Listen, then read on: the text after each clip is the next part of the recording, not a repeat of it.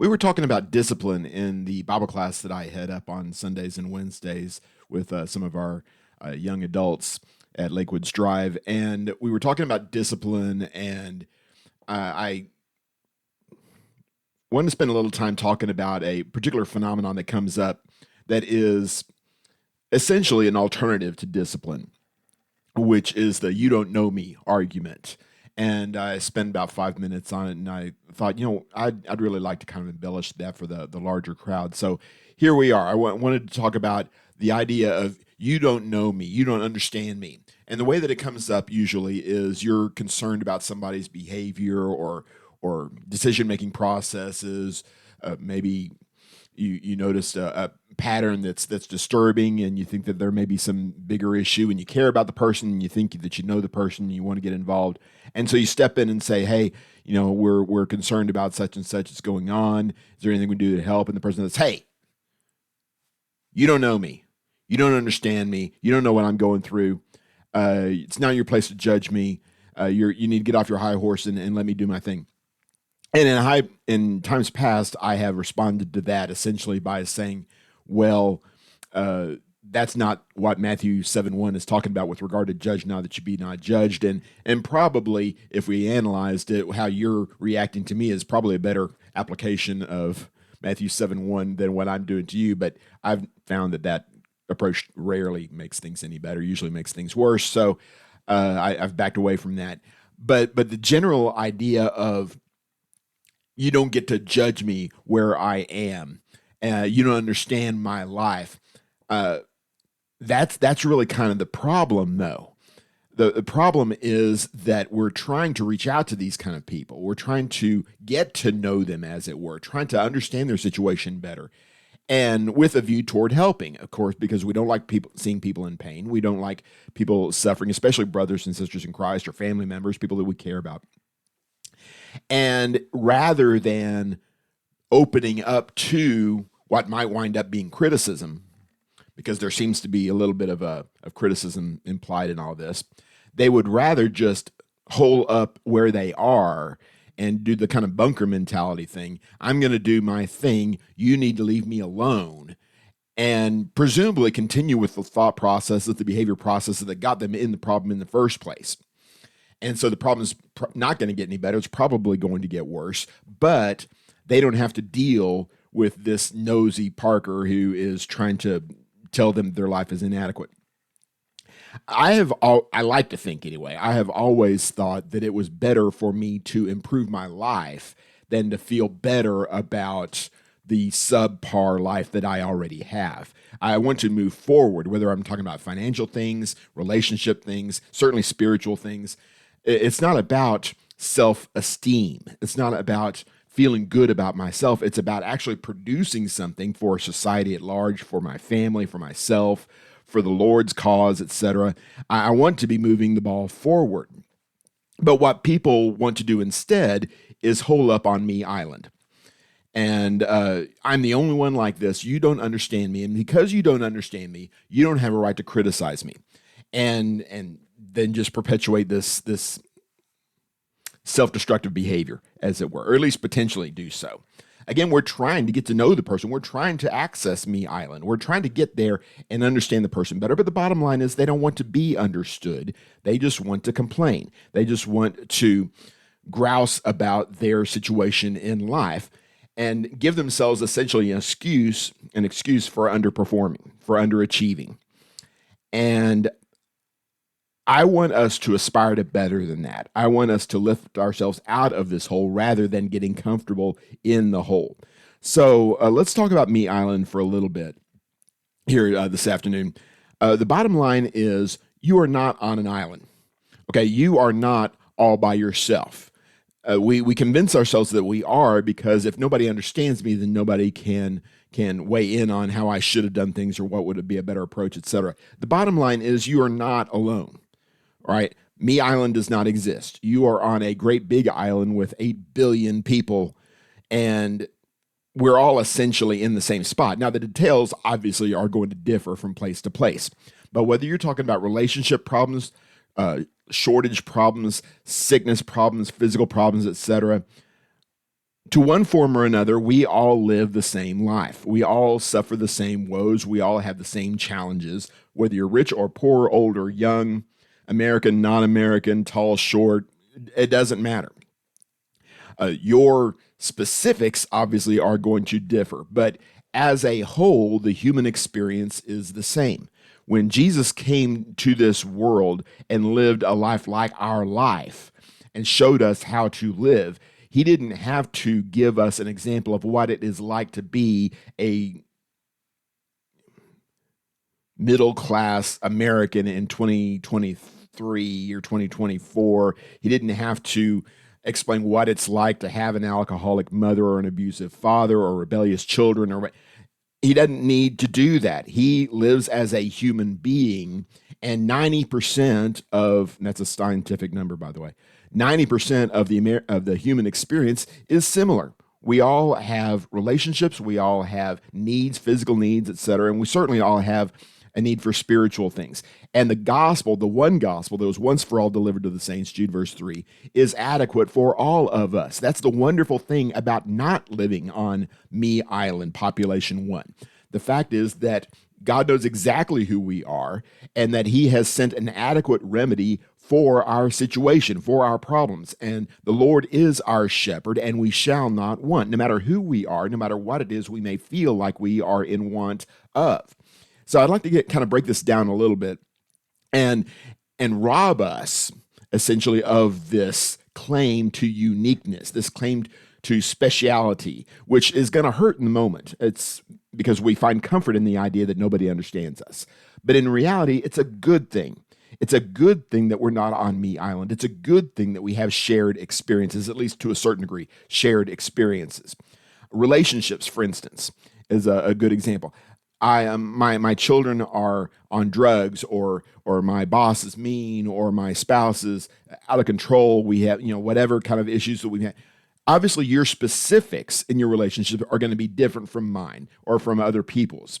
But as far as struggling to get along with people, struggling to find a working relationship with other humans that we're sharing a planet with, we all do that. We all struggle. We all have people in our lives who are going to underachieve, and there's nothing you can do about that. You may be able to say a kind word here or there to help in a particular relationship, or even several relationships. Maybe improving your own behavior might help. Fair warning, changing your own behavior is almost certainly going to be the only thing that you can do to help with that. Pointing out other people's problems doesn't tend to go over very well, in my personal experience. At any rate, if we can break ourselves of this idea that other people have to bend to our will and instead focus on ourselves and what we can do ourselves, I think we will find that some of these relationship problems, so-called problems, are going to resolve themselves, and some of them, the rest of them essentially, are going to be put in their proper place. Ephesians 5 verse 21 talks about how we are supposed to be serving one another in the fear of Christ. This is our relationship with one another. We don't think to our own things, but also the things of others. Philippians 2 verses 3 and 4 talk about. That's the example that Jesus has left for us. If instead of thinking about our inadequate children, for instance, let's think about how we can be better parents. If you're thinking about an unappreciative boss, for instance, think about a way to be a better worker. You have control over those things. You have authority in your own behavior choices, far more than you have in other people's choices. And if you'll give yourself to service, I would suggest to you that even if you don't get the short-term results that you're hoping to get, even if your relationships do not seem on the surface to be improving, you are improving. You are becoming a better person in the short term, and also in God's perspective. You are becoming the kind of person that you need to be, the kind of person that Jesus was, that he calls us to be. And if you are a person of faith, if you are a person who is truly looking to heaven, ultimately what Jesus talks about in Matthew chapter 6 with regard to storing up treasures in heaven rather than on earth, all of our motivations, including our motivations regarding other people, are directed toward heaven ultimately and not toward our own standing, our own comfort level in the short term. If we can focus on spiritual things, heaven things at all times, then even if they don't work out, even if the boss continues to be a jerk, even if our children continue to be rebellious, whatever it happens to be, we ourselves have exercised control over our own lives and drawn closer to heaven, not just despite these problems, but sometimes because of these problems. We still pray, we still hope, we still work toward perhaps improving these relationships, obviously. But thinking that your own situation is hopeless, that you have a boss that nobody else has ever had, which is ridiculous, of course, because we work with a whole bunch of other people who have the same boss. But your own circumstances just beyond control. What I need to do is just sit here and whine about it until people feel sorry for me. I would really urge you to set the bar higher than that. You can find a better existence than that. God doesn't want you to be miserable. God doesn't want you to be a whiner. We're supposed to do all things without grumbling and complaining, the text says in Philippians 2, verse 4. That's a bit of a different context there. The point is that we are called to this duty, and fussing about it, saying that we are being unreasonably put upon, historically put upon even, is not going to improve our lives at all. It may help you feel more justified, more rationalized in the moment in your own mind, but wouldn't you rather have a better relationship? Wouldn't you prefer to actually be in a better place? You can do that. You have that option. It's a whole lot more work. I guarantee you that. It's going to be more work, but ultimately far, far more satisfying. And you have the added bonus of doing what God told you to do, which is never a bad thing, obviously. The same thing goes for shortages, whether it's, basically we measure sustenance and success and whatnot, all physical things in terms of money, and because that's just an easy measuring stick. And it very well may be that you are not able to sustain the kind of lifestyle that you think that you are entitled to, or that you would like to become accustomed to, or whatever, the lifestyle that the Joneses have next door, whatever it happens to be.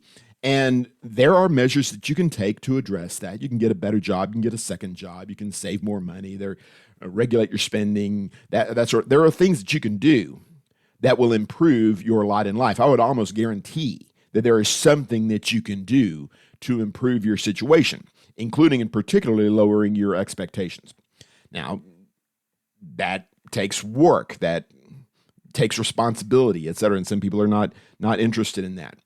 What we need to do in these situations is find a way to appreciate what we have. We're told in 1 Timothy chapter 6 and verse number 7 that food and clothing should be enough to help us find contentment. Food and covering. Are you freezing to death? Are you starving to death? Well, practically, that's what a lot of people will chime in there. No, not practically. Not in the 21st century, not in America. There are legitimately hungry people out there, yes. There are people who are looking for their daily bread, as it were. I don't mean to diminish the woes of people in legitimate need. But when we find ourselves lacking what we want and refusing to distinguish between what we want and what we need, we have lost our grip. We have forgotten who we are and who we serve and what our purpose is in this life. I'm not trying to sound dismissive or ungrateful for the blessings that I have, or indifferent to the suffering that you may be going through. That's not the point at all. The point, though, is that instead of fussing about how things might be and what they could be and what they are for other people, etc., what we ought to be doing is, again, working on ourselves. The bottom line is every one of us has physical shortfalls, depending on how you may define shortfall. Maybe you can't make the mortgage payment. Maybe you can't make rent on your one-bedroom apartment. Maybe you can't afford your second home or your third home or whatever it happens to be. If only I had an extra $1 million, I'd be able. We can all make these arguments, and they're all valid as far as that goes, at least as valid as any other argument along those lines. A better thing for us to do, though, is to realize that all of us, every single one of us on this planet, have physical needs or perceived needs that we are struggling to meet. And because of that, we need to, we can anyway, increase our efforts toward meeting those needs. That's perfectly fine in and of itself. At least it's not necessarily wrong. But a better thing for us to do is to realize how blessed we are where we are and to have a better appreciation for food and clothing, for food and covering. If we can find contentment, sometimes, again, because of our problems instead of despite our problems, if we can be brought down to earth like Job was, for instance. I'm sure Job appreciated his possessions, his family, etc., more after having lost everything than he did before. Although he was grateful before, but even more grateful afterward. I don't know if the text defends that necessarily, but I would be in that situation. And that's not necessarily said to my credit. Sometimes I need to go through the hard times to appreciate the good times. And maybe that's where you are. And maybe that doesn't offer you a whole lot of solace in the short term. I understand that. That's not my purpose, though. I'm not trying to make you feel better in the short term with your difficulties. And that's the problem, in fact, that we're addressing here. We're trying to avoid doing that. Instead of doing that, let's be grateful for what God has, in fact, given us and give him all the praise. And if God chooses to give us more tomorrow or less tomorrow, we'll find a way to give him praise in those situations also. That's everybody's lot in life. That's not poor people. That's not rich people. That's just people.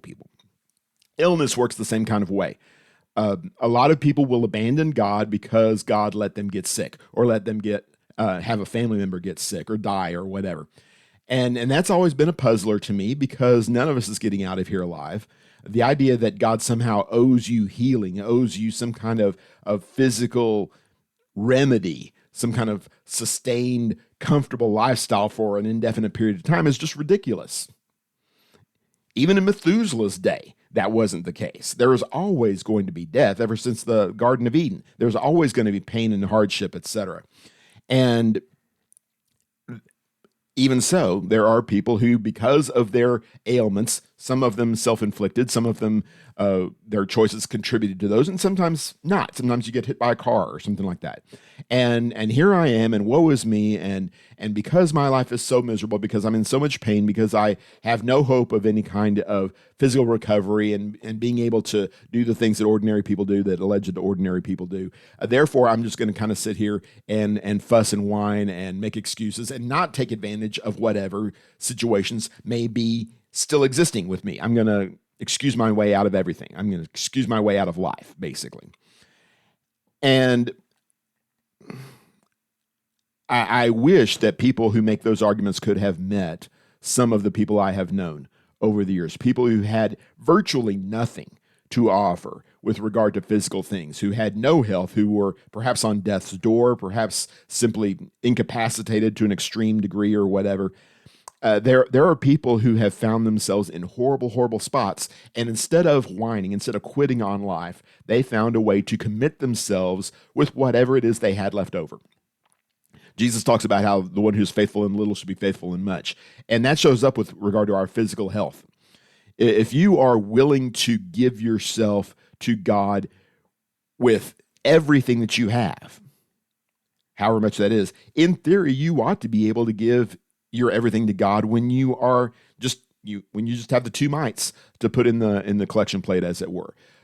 It's not a matter of how much you have. It's a matter of what you are willing to do with what you have. And that is true with regard to physical health as much as anything else. In fact, the application is perhaps even more obvious because the problems of this life over and over again, I refer to Romans chapter 8, verse 23, and many other passages that talk about us investing in this new body, this new lifestyle, this new home that is coming to the faithful one of these days in a better existence. Every ache, every infirmity, every setback, every call from the doctor, all of this should be a reminder that we are not going to be here for long. Under the best of circumstances, as we may define best, we're not going to be here for long. We're going to go to judgment. It's appointed a man wants to die, and after this, the judgment, the writer tells us in Hebrews. And so therefore, we need to be reminding ourselves, particularly when we're in pain, particularly when we are sick and hurting and suffering the ravages of health or age or whatever, reminding ourselves that better things are coming, that improved things are coming. We mentioned 1 Timothy chapter 4, verse 7 before. Verse 8 goes on to talk about how bodily exercise may profit a little, but it's nothing regard to spiritual things. and the exercise that we should be giving, that we should be pointing towards spiritual things. If you want to take care of your physical body, I think that's a great idea.